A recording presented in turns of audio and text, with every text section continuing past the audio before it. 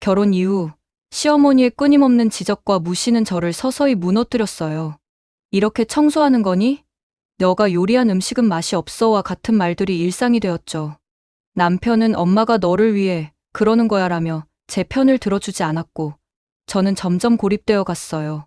결국 이혼을 결심했지만 그 과정에서 받은 정신적 스트레스는 너무나 컸어요. 잠시 혼자만의 시간이 필요해 인적 드문 시골 펜션으로 떠났어요. 그런데 근처 카페에서 믿을 수 없는 광경을 목격하게 됐어요. 시어머니처럼 보이는 여자가 있었거든요. 설마 하는 마음에 몰래 가까이 다가가 앉았어요. 그 여자의 목소리, 행동을 지켜볼수록 확신이 들었어요. 분명 시어머니였어요. 하지만 그녀는 혼자가 아니었죠. 낯선 남자와 너무나도 친밀한 모습이었어요. 그동안 저를 괴롭히던 시어머니의 이중적인 모습에 분노가 치밀어 올랐어요. 이 사실을 어떻게 해야 할까요? 안녕하세요. 제 이야기를 들어주셔서 정말 감사합니다. 이 모든 일들이 제 마음속에 묻어두기엔 너무나 무거워서 누군가에게 털어놓고 싶었거든요. 제 인생의 가장 큰 전환점이 된 이야기를 들려드리겠습니다. 저는 27살 때 남편을 처음 만났어요. 회사 동료의 소개로 만난 그는 첫눈에 반할 만큼 매력적이었죠. 키가 크고 옷을 잘 갖춰 입은 모습이 인상적이었고, 무엇보다 따뜻한 미소가 좋았어요. 그는 32살로 시아버지가 운영하는 중소기업의 후계자로 준비되고 있었어요. 회사 일을 배우면서 동시에 경영대학원에 다니고 있었죠. 야망이 있고 성실해 보이는 그의 모습에 저는 더욱 끌렸어요. 우리 아버지께서 은퇴하시면 제가 회사를 물려받을 거예요. 그때까지 열심히 배우고 준비하려고 해요. 그의 말에서 자신감과 책임감이 느껴졌어요. 저는 그런 그를 보며 든든한 미래를 꿈꿨죠. 우리는 금세 서로에게 빠져들었고 1년 정도 연애를 하다 결혼을 결심하게 되었습니다. 그 당시 저는 너무나 행복했어요. 꿈에 그리던 이상형을 만나 결혼까지 하게 된다는 사실이 믿기지 않았죠. 남편은 결혼 후에도 계속해서 회사 일과 공부를 병행할 계획이었어요. 당신이 내 옆에서 힘이 되어준다면 어떤 어려움도 이겨낼 수 있을 것 같아. 라고 말하는 그의 모습에 저는 더욱 설렜죠. 하지만 지금 돌이켜보면 그때 제가 얼마나 순진했는지 모르겠어요. 사랑에 눈이 멀어보지 못했던 것들이 너무나 많았거든요. 남편의 야망과 책임감이 나중에는 저희 관계에 어떤 영향을 미칠지, 시댁과의 관계가 어떻게 될지, 이런 것들을 전혀 예상하지 못했던 거죠. 그렇게 우리는 서로에 대한 사랑과 미래에 대한 희망을 안고 결혼을 향해 나아갔어요. 하지만 그때는 미처 알지 못했죠. 이 결혼이 제 인생에 어떤 폭풍우를 몰고 올지를. 결혼을 결심하고 얼마 지나지 않아 남편과 함께 처음으로 시댁을 방문했어요. 그날의 기억은 아직도 선명해요. 가슴을 두근거리며 시댁 문을 두드렸죠. 손에 들고 있던 선물 봉투가 살짝 떨리는 걸 느끼며 저는 깊은 숨을 들이마셨어요. 모든 게 잘 될 거야 라고 스스로를 다독였죠. 문이 열리고 시어머니의 얼굴이 보였을 때 저는 밝은 미소로 인사를 건넸어요. 안녕하세요, 어머님. 처음 뵙겠습니다. 그 순간만큼은 정말 행복했어요. 새로운 가족을 만난다는 설렘과 기대감으로 가득 찼었죠. 하지만 시어머니의 표정은 제가 예상했던 것과는 너무나 달랐어요. 차갑고 날카로운 눈빛으로 저를 위아래로 훑어보더니 입을 열었죠. 어머, 이게 우리 아들이 데려온 처자구나. 생각보다 별로네. 그 한마디에 저는 얼어붙었어요. 귀를 의심했죠. 내가 지금 뭘 잘못 들은 건가? 하는 생각에 남편을 올려다봤어요. 하지만 남편은 그저 어색한 미소를 지으며 서 있을 뿐이었어요. 그 순간 저는 깨달았어요. 제가 들은 게 맞았다는 걸. 그리고 이 집에서 저는 환영받지 못한다는 사실을요. 심장이 빠르게 뛰기 시작했어요. 얼굴이 붉어지는 게 느껴졌죠. 부끄러움과 당혹감, 그리고 깊은 상처가 한꺼번에 밀려왔어요. 그 자리에서 울음을 터뜨리고 싶었지만 간신히 참았죠. 첫인상이 중요해, 참아야 해 라고 스스로를 다잡았어요. 남편은 어색하게 웃으며 저를 안으로 이끌었지만 이미 제 마음속에는 작은 균열이 생기기 시작했어요. 그 균열은 시간이 지날수록 더 크고 깊어질 거라는 걸 그때는 미처 알지 못했죠. 거실에 들어서자 시아버지가 보였어요. TV 앞에 앉아 계셨는데 우리가 들어오자 잠깐 고개를 돌리셨죠. 무뚝뚝한 표정으로 저를 한번 쳐다보시더니 말씀하셨어요. 왔나? 그게 전부였어요. 더 이상의 말씀도 표정의 변화도 없었죠. 마치 제가 그 공간에 존재하지 않는 것처럼 다시 TV로 시선을 돌리셨어요. 그 순간 저는 이 집에서 제가 얼마나 작고 보잘것없는 존재인지를 온몸으로 느꼈어요. 마치 투명인간이 된 것 같았죠. 그 순간 저는 이 집에 온 것이 큰 실수였다는 생각이 들었어요. 가슴 속에서 무언가가 무너져 내리는 것 같았죠. 이게 정말 내가 앞으로 살아갈 곳인가 하는 의문이 들었어요. 하지만 이미 돌이킬 수 없는 강을 건넌 후였죠. 식사 시간 내내 시어머니는 쉴 새 없이 말씀하셨어요. 대부분 아들 자랑이었죠. 그러다 갑자기 남편의 전 여자친구 얘기를 꺼내셨어요. 우리 아들. 전에 사귀던 여자애가 있었는데 말이야. 그 애가 더 나았지. 의사 딸이었거든. 근데 왜 헤어졌는지 모르겠어. 그 말을 들은 순간 저는 숨이 멎는 것 같았어요. 가슴 한구석이 찌르르 아파왔죠. 왜 이런 말씀을 하시는 걸까?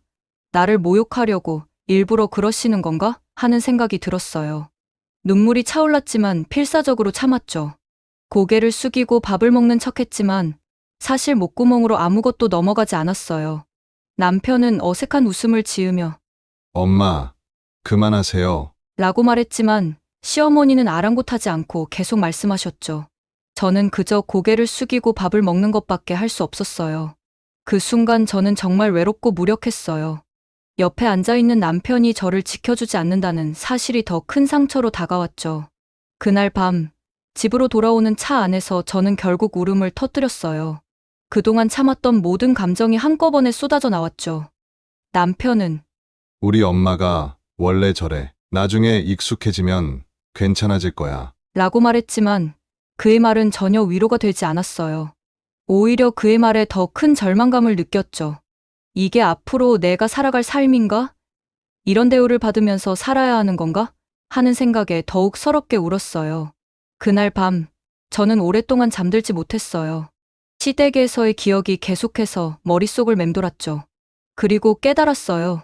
제 마음속 균열은 이미 깊어지고 있었고, 앞으로 제 삶이 결코 쉽지 않을 거라는 것을요. 하지만 그때는 아직 제가 얼마나 큰 폭풍을 맞이하게 될지 미처 알지 못했답니다. 결혼식 날, 저는 여전히 희망에 차 있었어요. 시간이 지나면 모든 게 좋아질 거야 라고 스스로를 위로하며 결혼 생활을 시작했죠. 하지만 현실은 제 기대와는 너무나 달랐어요. 신혼집은 시댁과 가까운 곳에 마련했어요. 시어머니의 요구사항이었죠. 처음에는 가까이 살면 도움도 받고 좋겠지라고 생각했어요. 하지만 그건 큰 착각이었죠. 시어머니는 거의 매일 우리 집에 들르셨어요. 때론 아침 일찍, 때론 늦은 밤에 문을 열고 들어오시면서 엄마가 왔다라고 외치셨죠. 저는 그때마다 깜짝 놀라 심장이 뛰었어요. 집에 오실 때마다 시어머니는 이것저것 지적하셨어요. 아이고. 이렇게 청소를 해? 내가 다시 해야겠네. 밥은 뭘 이렇게 맛없게 해? 내가 해줄게. 등등. 제 자존심은 조금씩 무너져 갔어요. 남편에게 이런 상황에 대해 이야기했지만 그의 반응은 실망스러웠어요. 엄마가 우리를 위해서 그러시는 거야. 너무 예민하게 굴지 마. 라고 말하며 저의 감정을 무시했죠. 저는 점점 고립되는 기분이 들었어요. 결혼한 지 12개월쯤 되었을 때 제 인생에서 가장 충격적인 사건 중 하나가 일어났어요. 그날의 기억은 지금도 생생해요. 마치 어제 일처럼 말이죠. 제 친정 아버지께서 건강이 안 좋아지셨다는 소식을 들었어요. 평소 요리하는 걸 좋아했던 저는 아버지를 위해 정성껏 반찬을 준비하기로 했죠. 아침 일찍 일어나 장을 보고 하루 종일 부엌에서 요리를 했어요. 김치, 무말랭이 무침 멸치볶음, 불고기, 아버지가 좋아하시는 반찬들을 하나하나 정성껏 만들었죠. 그날 오후 모든 준비를 마치고 반찬통을 정리하고 있을 때였어요. 갑자기 현관문이 열리더니 시어머니가 들어오셨어요. 평소와 다름없이 불쑥 찾아오신 거였죠.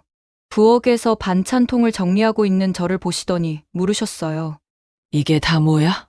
저는 조심스럽게 대답했어요. 아, 저희 아버지께 갖다 드릴 반찬이에요. 요즘 건강이 안 좋으셔서요.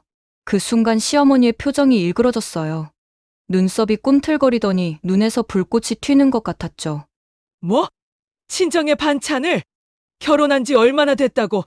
벌써 친정 챙기느라 이래? 시어머니의 목소리가 점점 높아졌어요.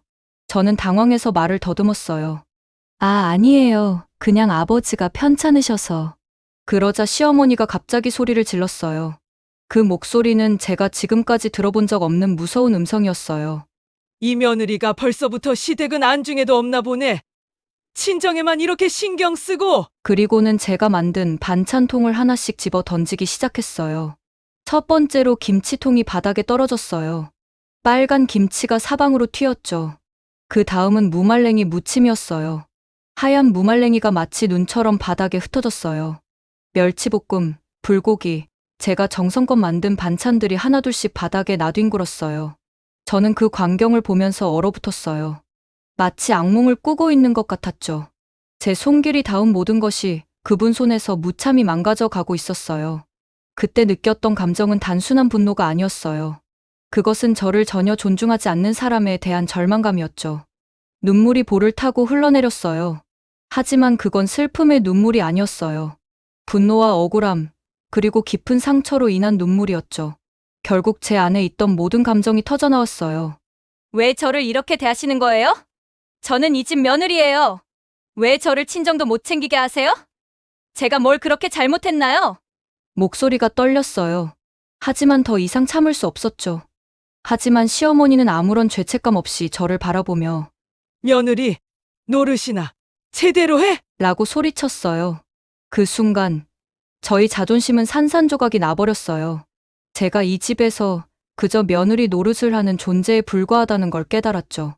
제 인격은, 제 감정은, 제 존재 자체는 아무런 가치가 없다는 걸 느꼈어요. 그때 퇴근하고 돌아온 남편이 이 광경을 목격했어요. 저는 남편이 저를 지켜줄 거라 기대했어요. 하지만 그의 반응은 또다시 저를 실망시켰죠. 왜 이렇게 된 거야? 엄마를 왜 화나게 해? 남편의 말에 저는 믿을 수 없었어요. 제 편을 들어주기는커녕 저를 탓하는 남편의 모습에 더는 참을 수 없었죠. 당신도 똑같아. 당신 엄마만 생각하고 내 마음은 전혀 이해할 생각도 안 하잖아. 난 이제 정말 지쳤어. 저는 울부짖으며 그 자리를 뛰쳐나왔어요. 현관문을 열고 밖으로 뛰쳐나가면서 제 뒤에서 들리는 시어머니의 고함 소리와 남편의 당황한 목소리가 들렸어요. 하지만 저는 돌아보지 않았어요. 그날 밤, 저는 친정으로 도망치듯 갔어요. 며칠 동안 집에 돌아가지 않았죠. 그동안 남편에게서 수십 통의 전화와 문자가 왔지만 저는 받지 않았어요. 이제는 정말 한계라고 생각했거든요. 친정 부모님 앞에서 저는 참았던 눈물을 모두 쏟아냈어요. 그제서야 제가 얼마나 큰 상처를 받았는지, 얼마나 외롭고 힘들었는지를 깨달았죠. 그 사건 이후 저는 더 이상 예전의 제가 아니었어요. 뭔가가 제 안에서 완전히 부서져 버린 것 같았죠. 그리고 그때부터 저는 이 결혼 생활을 진지하게 재고하기 시작했어요. 친정에서 며칠을 보내고 집으로 돌아왔을 때 남편은 겉으로는 반성하는 것 같았어요. 미안해. 내가 너무 엄마 편만 들었어. 라고 말하며 저를 달래려 했죠. 하지만 저는 이미 마음이 식어버렸어요. 그의 말이 진심으로 들리지 않았거든요. 그 후로도 시어머니와의 갈등은 계속되었어요. 매번 사소한 일로 트집을 잡고 저를 무시하는 말들을 서슴지 않고 하셨죠. 우리 아들이 너 같은 며느리를 만나서 정말 불쌍해. 너가 살림을 이따위로 하니 아들이 네 편을 안 들지. 이런 말들이 일상이 되어버렸어요. 남편은 이런 상황에서 늘 어정쩡한 태도를 보였어요. 때로는 저를 달래고 때로는 어머니를 말리는 척했지만 결국 근본적인 해결책은 되지 못했죠. 오히려 너가 좀 참으면 안 돼. 잔소리 한 번 들은 걸로 왜 그렇게 화내는 거야? 라는 말만 반복했어요. 그의 이런 태도가 저를 더욱 고립시켰어요. 매일 아침 눈을 뜨는 게 두려웠어요. 오늘은 또 어떤 일이 일어날까? 시어머니가 또 어떤 말로 나를 괴롭힐까 하는 생각에 가슴이 답답했죠. 집에 돌아오는 발걸음은 천근만근 무거웠어요. 현관문을 열 때마다 시어머니가 와 계시면 어쩌지 하는 불안감에 시달렸죠. 결혼 2년 차가 되었을 때 저는 더 이상 견딜 수 없다고 느꼈어요. 거울 속 제 모습은 생기 없고 초췌해 보였어요. 눈에는 항상 피곤함이 가득했고 웃음은 사라진 지 오래였죠. 저는 이대로 가다가는 제 자신을 완전히 잃어버릴 것 같다는 두려움에 휩싸였어요. 결국 저는 이혼을 결심했어요. 그리고 용기를 내어 남편에게 이혼 얘기를 꺼냈죠. 여보, 나 이혼하고 싶어. 남편에게 이혼을 얘기했을 때 그의 반응은 또 한 번 저를 실망시켰어요. 그는 놀란 듯 했지만 동시에 무관심해 보였어요. 왜 갑자기 그런 말을 해? 우리 잘 지내고 있잖아. 그의 말에 저는 화가 났어요. 어떻게 이 상황을 잘 지내고 있다고 말할 수 있는 건지 이해할 수 없었죠. 당신은 정말 몰라서 하는 말이야? 난 매일 지옥 같은 날을 보내고 있어. 당신 어머니의 모욕, 당신의 무관심, 이제는 정말 못 견디겠어. 눈물이 나려는 것을 억지로 참으며 저는 그에게 속마음을 털어놨어요. 나는 매일 아침 눈을 뜨는 게 무서워. 당신 어머니의 모욕과 무시는 끝이 없어. 그런데 당신은 항상 어머님 편만 들면서 나를 방치하고 있어. 이런 결혼 생활을 더 이상 이어갈 수 없어. 그제서야 남편의 표정이 조금 변했어요. 하지만 여전히 그는 상황의 심각성을 완전히 이해하지 못하는 것 같았죠. 좀 더 시간을 갖고 생각해보자. 내가 노력할게. 응? 그의 말은 마치 제가 큰일을 벌인 것처럼 들렸어요. 마치 제가 이 결혼을 잘못 평가하고 있다는 듯한 뉘앙스였죠. 하지만 저는 이미 결심을 굳혔어요. 이 결혼 생활에서 더 이상 희망을 찾을 수 없다는 걸 확신했거든요. 아니, 난 이미 충분히 생각했어. 이 결정을 하기까지 내가 얼마나 힘들었고 며칠을 고생했는지 당신은 모를 거야. 나는 더 이상 이렇게 살 수 없어. 나를 존중해주지 않는 이 집에서 나를 무시하고 방치하는 당신과 함께랑은 더 이상 살고 싶지 않아. 남편의 얼굴에 당혹감이 스쳤지만 저는 더 이상 그의 반응에 좌우되고 싶지 않았어요. 제 인생의 주인공은 저 자신이라는 걸, 그리고 제 행복을 위해서는 이 결정이 필요하다는 걸 깨달았거든요. 그날 밤, 저는 오랜만에 편안하게 잠들 수 있었어요. 비록 앞으로의 길이 불확실하고 두렵긴 했지만 적어도 제가 스스로를 위한 결정을 내렸다는 사실에 작은 위안을 얻었죠. 이제 새로운 삶을 향한 첫걸음을 내디딘 거예요. 이혼 절차를 밟기 시작하면서 예상치 못한 일들이 벌어졌어요. 시댁에서는 제가 이혼을 요구했다는 사실에 격분했죠. 시어머니는 저를 배은망 떠덕한 년. 이라고 불렀고 시아버지는 우리 집안의 수치. 라며 화를 냈어요. 그 무렵 저는 정신적으로 너무 지쳐 있었어요. 잠시 모든 것에서 벗어나 휴식이 필요하다고 느꼈죠. 그래서 인적이 드문 시골 펜션으로 혼자 휴가를 떠났어요. 조용히 혼자만의 시간을 가지며 마음의 안정을 찾고 싶었거든요. 그런데 그곳에서 믿을 수 없는 광경을 목격하게 되었어요. 펜션 근처 카페에서 우연히 시어머니를 보게 된 거예요. 하지만 시어머니는 혼자가 아니었어요. 낯선 남자와 함께 있었죠. 그들의 행동은 단순한 친구 사이라고 보기에는 너무나 친밀해 보였어요. 처음에는 제 눈을 의심했어요. 하지만 그들이 서로 손을 잡고 심지어 키스하는 모습을 보고 나서는 더 이상 의심할 여지가 없었죠. 저는 그 자리에서 얼어붙은 채로 그들을 지켜볼 수밖에 없었어요. 순간 화가 치밀어 올랐어요. 그동안 저를 괴롭히고 비난했던 시어머니가 이런 비밀을 숨기고 있었다니. 하지만 동시에 이상한 해방감도 느꼈어요. 이제 모든 것이 설명된다는 생각이 들었거든요. 그 자리에서 바로 그들의 모습을 몰래 사진으로 찍었어요. 증거가 필요하다고 생각했죠. 하지만 이 사실을 어떻게 해야 할지 고민이 되었어요. 직접 시아버지께 말씀드리기에는 너무 큰 충격을 줄 것 같았고, 남편에게 알리자니 또 다른 문제가 생길 것 같았어요. 고민 끝에 저는 조용히 이 사실을 알릴 방법을 생각해냈어요. 시아버지가 취미로 가꾸시는 화단이 떠올랐죠. 휴가에서 돌아온 후 늦은 밤에 몰래 시댁 화단으로 갔어요. 시아버지가 가장 아끼는 분재 아래에 증거가 담긴 봉투를 조심스럽게 묻었어요. 봉투 안에는 제가 찍은 사진들과 함께 짧은 편지를 넣었어요. 아버님 죄송합니다. 하지만 이 사실을 아셔야 한다고 생각했습니다. 부디 현명한 결정을 내려주세요. 그리고 며칠 후 시댁에 큰 소동이 일어났다는 소식을 들었어요. 시아버지가 화단을 가꾸다가 그 봉투를 발견한 거죠. 시어머니의 불륜 사실이 밝혀진 그날, 시댁은 그야말로 아수라장이 되었어요. 마치 폭풍우가 휩쓸고 간 것 같은 혼란스러움이 가득했죠. 그날의 기억은 지금도 생생해요. 그날 오후 평소와 다름없이 가족 모임이 있었어요. 하지만 시아버지의 표정이 심상치 않아 보였죠. 그의 손에는 무언가 꼭 쥐고 있었어요. 나중에 알고 보니 그것은 시어머니의 불륜 증거였던 거예요. 시아버지가 갑자기 자리에서 일어나 소리쳤어요. 이게 대체 뭐야? 그의 목소리는 분노로 떨리고 있었죠. 시어머니의 얼굴이 순간 하얗게 변했어요. 당신, 갑자기 무슨 소리예요? 시어머니가 떨리는 목소리로 물었지만 시아버지는 이미 증거를 모두의 앞에 던져놓았어요. 사진, 문자 메시지, 호텔 영수증, 모든 것이 명백했어요. 시어머니의 불륜 사실이 낱낱이 드러난 거죠. 그 순간 집안은 완전히 얼어붙었어요. 시아버지의 얼굴은 붉게 달아올랐고 그의 목소리는 점점 더 커졌어요. 이런 짓을 해놓고 아무 죄 없는 며느리를 괴롭힌 이유가 이거야.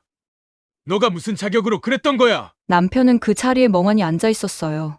마치 현실을 받아들이지 못하는 것처럼 보였죠. 저는 그저 침묵 속에서 그 광경을 지켜볼 수밖에 없었어요. 이 모든 일이 정말 현실인가 싶었어요. 시어머니는 처음에는 필사적으로 부인했어요. 그런 게 아니에요. 누군가 날 음해하려고 그런 게 틀림없어요. 하지만 증거는 너무나 명백했고 결국 그녀는 모든 것을 인정할 수밖에 없었죠. 내가 잘못했어. 이제 어쩌면 좋니? 시어머니는 울부짖었지만 이미 가족의 신뢰는 산산조각 나버린 상태였어요. 그동안 그녀가 저에게 했던 모든 말과 행동들이 새로운 의미로 다가왔어요. 그녀의 과도한 간섭과 비난이 자신의 죄책감을 덮으려는 노력이었다는 걸 깨달았죠. 그 후 시댁 내부의 갈등은 극에 달했어요. 시아버지는 분노와 배신감에 휩싸여 모두를 놀라게 하는 극단적인 결정을 내리셨죠. 이 집안은 이미 망가졌다. 우리 가문의 명예가 땅에 떨어졌으니 이제 남은 것이라곤 속죄뿐이다. 시아버지는 가문의 모든 재산을 사회에 기부하기로 결정했어요. 그동안 가족 기업을 통해 축적한 부와 개인 재산 대부분을 자선 단체와 교육기관에 기부하겠다고 선언한 거죠. 우리가 쌓은 부는 이미 의미를 잃었다. 이제라도 이 재산이 사회에 보탬이 되어 우리의 부끄러운 행적을 조금이나마 씻어내고자 한다. 이 결정은 모든 가족 구성원에게 큰 충격을 주었어요. 특히 남편과 시어머니는 말 그대로 패닉 상태에 빠졌죠. 남편은 시아버지의 결정에 크게 반발했어요. 아버지, 어떻게 이러실 수 있습니까? 그 재산은 우리 가족의 미래를 위한 것 아닙니까? 왜 우리에게 한마디 상의도 없이 이런 결정을 내리시는 거예요? 하지만 시아버지는 단호했어요. 너희에게 상의한들 무슨 소용이 있겠느냐? 이제라도 올바른 곳에 쓰이게 하는 것이 우리가 할 수 있는 유일한 일이다. 시어머니는 울며 매달렸지만 소용없었어요. 여보, 제발 그러지 마요. 그 돈을 다 기부하면 앞으로 우리는 어떻게 살아가라고요. 시아버지는 냉정하게 대답했어요. 당신이 그런 걱정을 했어야 했을 때는 이미 지났어. 이제 우리는 우리의 행동에 대한 대가를 치러야 할 때야. 이 과정에서 남편은 완전히 무너져 내렸어요. 그는 절망에 빠져 말했죠. 난 이제 아무것도 없어. 회사도, 재산도, 미래도 모두 사라져버렸어. 남편이 무너지는 모습을 보면서 저는 복잡한 감정을 느꼈어요. 한편으로는 그가 불쌍하다는 생각이 들면서도 다른 한편으로는 그동안 제가 겪었던 고통을 생각하니 마음이 복잡해졌죠. 시어머니는 뒤늦게 자신의 잘못을 인정하고 저에게 화해를 요청했어요. 이제 와서 미안하다고 해도 늦었겠지만 정말 미안하구나. 그러니 제발 아들과 이혼만은 안 하면 안 되겠니? 시아버지가 회사를 물려주지 않겠다고 하니 이젠 저한테 붙으려고 사과하고 이혼하지 말라는 게 어이없었죠. 하지만 이미 너무 많은 상처가 생겼고 돌이킬 수 없는 강을 건넌 후였어요. 저는 그저 묵묵히 고개를 저을 뿐이었죠. 용서는 할 수 있을지 몰라도 다시 예전으로 돌아갈 수는 없다는 걸 알았으니까요. 이 사건을 계기로 저는 이 가정에서 완전히 벗어나야 한다는 결심을 굳혔어요. 모든 것이 변해버린 이 상황에서 이제는 제 삶을 새롭게 시작해야 할 때라고 생각했죠. 비록 앞날이 불확실하고 두렵기는 했지만 동시에 새로운 시작에 대한 작은 희망도 느낄 수 있었어요. 이혼 후 저는 완전히 새로운 삶을 시작했어요. 시댁과의 모든 연락을 끊고 새로운 동네로 이사를 갔죠. 처음에는 모든 게 낯설고 두려웠어요. 하지만 점차 혼자만의 시간을 갖게 되면서 마음의 평화를 찾아갔어요. 가장 큰 위안이 된 건 친정 가족이었어요. 특히 아버지께서 많이 도와주셨죠. 건강이 좋지 않으셨지만 저를 위해 힘을 내시는 모습에 가슴이 아팠어요. 저는 아버지를 모시고 살면서 그동안 하지 못했던 효도를 하기 시작했어요. 아빠, 제가 이제 아빠 곁에서 모실 거예요. 그동안 못 해드린 것들 다 해드릴게요. 아버지는 그저 묵묵히 저희 손을 잡아주셨어요. 그 손길에서 저는 큰 위로를 받았죠. 동생도 큰 힘이 되어주었어요. 일본에서 공부를 마치고 돌아온 동생은 저희 상황을 듣고 많이 걱정했어요. 누나, 이제 우리가 함께 힘을 모아 살자. 나도 알바하면서 생활에 보탤게. 동생의 말에 저는 눈물이 왈칵 쏟아졌어요. 그동안 혼자라고 생각했는데 이렇게 든든한 가족이 있다는 사실에 감사함을 느꼈죠. 이혼 후 1년, 저는 조금씩 제 자신을 되찾아가기 시작했어요. 결혼 생활 동안 잃어버렸던 제 꿈과 희망을 다시 찾아나갔죠. 하지만 그 과정은 결코 쉽지 않았어요. 먼저, 오랫동안 미뤄두었던 공부를 다시 시작했어요. 대학원에 입학해서 심리학을 공부하기 시작했죠. 처음에는 두려웠어요. 내가 할 수 있을까? 너무 늦은 건 아닐까? 하는 생각이 들었죠. 하지만 수업을 들으면서 제가 겪은 경험들이 오히려 공부에 도움이 된다는 걸 알게 되었어요. 특히 가족 심리학 수업에서는 제 경험을 바탕으로 깊이 있는 토론을 할 수 있었어요. 처음으로 제 이야기를 공개적으로 나눴을 때 목소리가 떨렸어요. 교수님, 저는 실제로 고부 갈등을 겪었습니다. 그 과정에서 느낀 점은 말을 꺼내는 순간 울컥하여 눈물이 날 뻔했어요. 하지만 동시에 이상한 해방감도 느꼈죠. 제 이야기를 듣고 많은 동기들이 공감해주고 지지해주었어요. 그때 처음으로 제 경험이 부끄러운 게 아니라 가치 있는 것일 수 있다고 느꼈죠. 동시에 심리 상담을 받기 시작했어요. 처음 상담실 문을 열고 들어갔을 때 가슴이 너무 뛰어서 숨을 쉴 수 없을 것 같았어요. 상담사와 마주 앉아 제 이야기를 시작하자마자 눈물이 터져 나왔어요.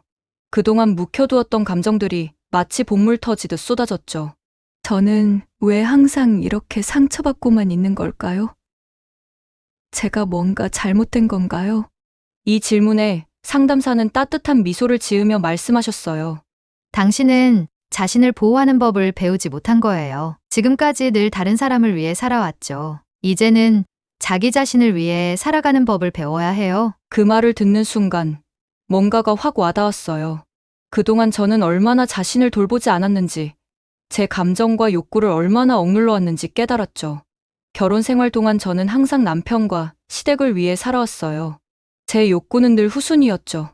매주 상담을 받으면서 저는 조금씩 변화하기 시작했어요. 처음으로 아니요 라고 말하는 법을 배웠어요. 제 감정을 인정하고 표현하는 법도 배웠죠. 때로는 이기적으로 보일지라도 제 욕구를 충족시키는 것이 얼마나 중요한지 알게 되었어요. 상담 과정에서 가장 힘들었던 건 과거의 상처를 다시 마주하는 일이었어요. 시어머니의 모욕적인 말들, 남편의 무관심, 그리고 제 자신의 무력감, 이 모든 기억들을 다시 떠올리는 건 정말 고통스러웠어요. 하지만 상담사는 이렇게 말씀하셨죠. 상처를 치유하려면 먼저 그 상처를 인정해야 해요. 아픔을 피하지 말고 정면으로 마주하세요. 그래야 진정한 치유가 시작돼요. 그 말씀대로 저는 하나씩 제 상처들을 마주했어요. 때로는 상담실에서 엉엉 울기도 했고, 때로는 화를 내기도 했어요. 하지만 그 과정을 거치면서 저는 조금씩 더 강해지고 있다는 걸 느꼈어요. 몇 개월이 지나자 주변 사람들이 제 변화를 알아차리기 시작했어요. 표정이 밝아졌다. 자신감이 생긴 것 같다는 말을 들었죠. 거울을 볼 때마다 저도 그 변화를 느낄 수 있었어요. 눈빛에 생기가 돌아오고 어깨에 힘이 들어갔어요. 가장 큰 변화는 제 내면에서 일어났어요. 더 이상 저 자신을 희생양으로 여기지 않게 되었죠. 제가 가치 있는 사람이며 행복해질 자격이 있다는 걸 깨달았어요. 이제는 제 삶의 주인공은 바로 저라는 사실을 온전히 받아들이게 되었답니다. 물론 아직도 가끔은 불안하고 두려울 때가 있어요. 완전히 치유되었다고 말하기는 어려워요. 하지만 이제는 알아요. 이 모든 감정들이 제 일부이며 이를 인정하고 받아들이는 것이 진정한 성장이라는 거요. 이제 저는 새로운 꿈을 꾸고 있어요. 제가 겪은 경험을 바탕으로 다른 이들을 돕는 상담사가 되고 싶어요. 아직 갈 길이 멀지만 한 걸음씩 나아가고 있다는 사실에 감사함을 느낍니다. 이제 저는 제 인생의 새로운 장을 써내려가고 있어요. 그리고 이 이야기의 주인공은 다름 아닌 저 자신이랍니다. 시간이 흐르면서 저는 새로운 인연들을 만나게 되었어요. 대학원에서 만난 친구들, 심리 상담 모임에서 만난 사람들, 그들과 함께하면서 저는 점점 더 밝아지고 있다는 걸 느꼈어요. 특히 심리 상담 모임에서 만난 한 남성분과 가까워졌어요. 그분도 저처럼 이혼의 아픔을 겪은 분이었죠. 우리는 서로의 아픔을 이해하고 위로해주면서 점점 가까워졌어요. 우리 같은 사람들도 다시 행복해질 수 있을까요? 물론이죠. 우리가 지금 이렇게 웃으며 대화를 나누고 있잖아요. 그의 말에 저는 가슴이 따뜻해졌어요. 아직은 연인 사이까진 아니지만 앞으로의 가능성에 대해 조심스레 기대를 하고 있어요. 이제 저는 미래를 두려워하지 않아요. 오히려 기대하고 있죠. 제가 겪은 모든 경험들이 저를 더 강하고 지혜로운 사람으로 만들어줬다고 믿어요. 앞으로 어떤 일이 벌어질지 모르지만 저는 이제 그 모든 것을 받아들일 준비가 되어 있어요. 이 모든 경험을 통해 저는 많은 것을 배웠어요. 가장 큰 교훈은 자신을 사랑하는 것의 중요성이에요. 다른 사람의 기대나 요구에 맞추려고 하기보다는 자신의 행복을 먼저 생각해야 한다는 것을 깨달았죠. 또한 소통의 중요성도 알게 되었어요. 제 결혼 생활이 실패한 큰 이유 중 하나는 서로 간의 소통 부족이었거든요. 이제는 어떤 관계에서든 솔직하고 열린 대화를 나누려고 노력해요. 그리고 용서의 힘도 배웠어요. 처음에는 시어머니와 전 남편을 용서할 수 없다고 생각했어요. 하지만 시간이 지나면서 그들도 각자의 상처와 아픔이 있었다는 것을 이해하게 되었죠. 그들을 완전히 용서했다고는 할 수 없지만 적어도 그들에 대한 분노와 원망은 내려놓을 수 있게 되었어요. 용서는 상대방을 위한 것이 아니라 나 자신을 위한 것이에요. 심리 상담사의 이 말을 듣고 저는 큰 깨달음을 얻었어요. 용서함으로써 오히려 제가 자유로워질 수 있다는 걸 알게 된 거죠. 지금의 저는 과거의 저와는 많이 다른 사람이 되었어요. 더 강해졌고 더 지혜로워졌죠. 물론 아직도 가끔은 과거의 기억들이 떠올라 마음이 아플 때가 있어요. 하지만 이제는 그런 감정들을 피하지 않고 정면으로 마주할 수 있게 되었어요. 대학원에서의 공부도 열심히 하고 있어요. 제 경험을 바탕으로 가족 심리학 분야에서 논문을 쓰고 있죠. 언젠가는 제가 겪은 것과 비슷한 경험을 하는 사람들을 돕는 상담사가 되고 싶어요. 당신의 아픔이 누군가에게는 희망이 될 수 있어요. 이 말을 가슴에 새기며 매일을 살아가고 있어요.